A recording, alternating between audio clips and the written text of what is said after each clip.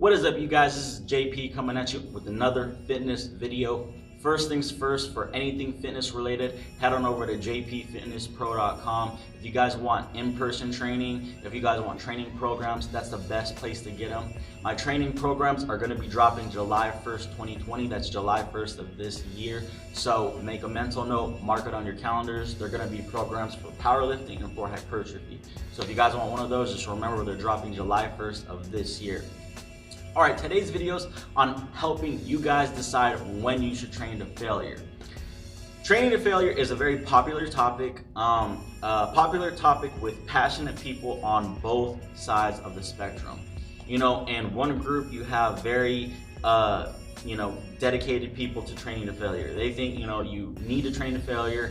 If you don't train to failure, it's not hard enough. You're not forcing the muscle to grow. When you're training to failure, it's not enough. It's not hard enough. The muscle's not going to respond at all or as well. You have people in that camp.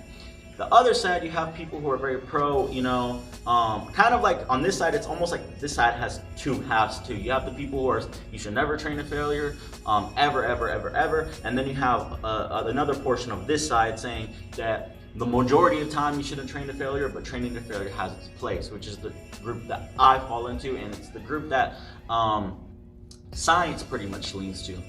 Most of the studies lean in favor of what I just said, is that, or the current body of evidence suggests that when a set is taken relatively close to failure, not to failure, but relatively close to failure, and volume load is equated, that it is the same as taking the sets to failure, aka you get same muscle groups in both training to failure or training relatively close to failure when volume load is equated. Obviously, intensity is also involved in that equation too. If you start going too light, you have to train to failure to maximize gains. But I'm not talking about very light sets. I'm talking about sets that, with weights that are more moderate or heavy, which is what most people use. Most people don't use crazy light weights. And if they do, again, I've already done a video on that. Maybe if you guys have a question about that, I'll answer it. But like I said, you have people in both camps, and I come from that camp. I think it has its place. Training to failure has its place, but it shouldn't be done all the time because that's what the evidence has suggested overall. But you may be asking or thinking, I like training to failure. If it does have a place, when should I train it? When should I train to failure? I know some of you, just enjoy it. Maybe you have clients that enjoy it. We like having a hard set every once in a while, or we like pushing ourselves, or we just like the pump. But here right now, I'm about to talk about multiple different ways where you can train to failure. The first area of your program that you can train to failure in is very small muscle group, single joint exercises. Okay.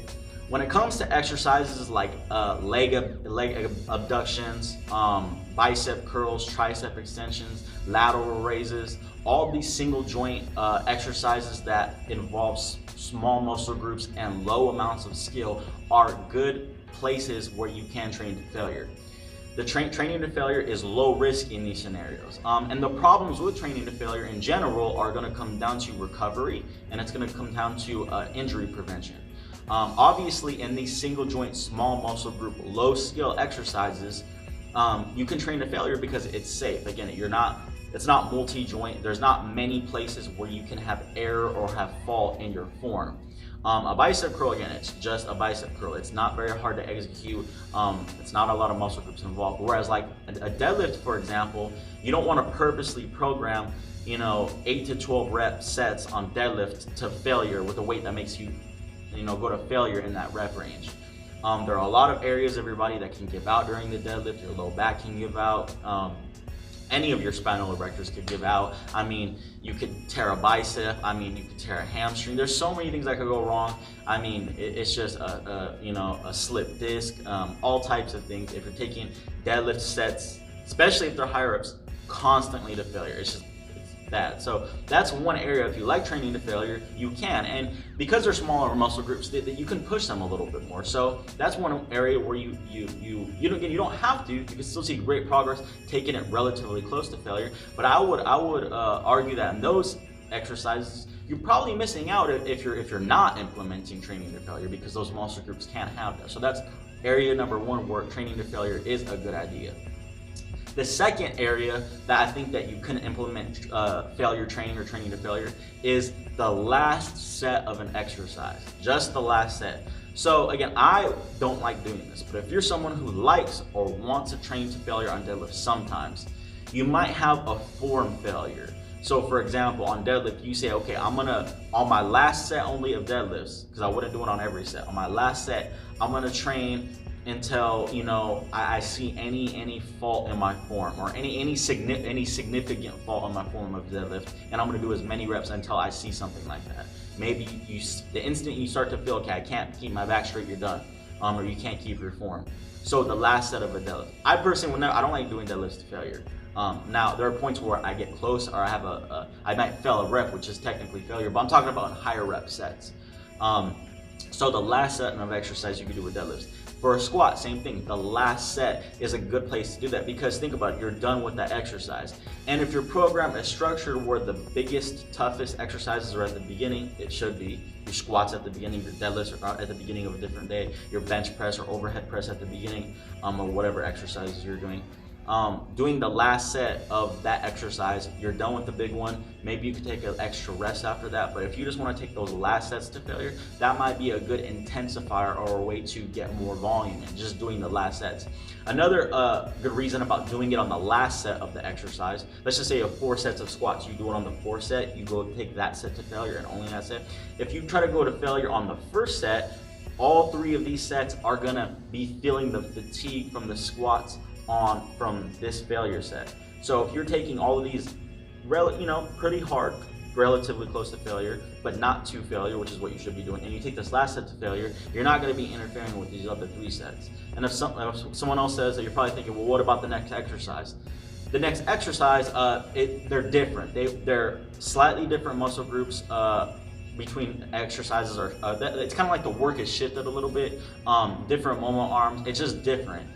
So getting fatigued from the last set of your squats might not affect you might not affect a set of glute bridges as it would affect another set of squats, if you get what I'm saying. So adding a failure set to the end, to the last set of your exercises on the ones that you want to, that might be a really good place to implement failure training. But again, I wouldn't do it on every set. The next place that I think that training to failure might be a good spot to implement it in, like for a program, is if you're someone who just has very little time to work out.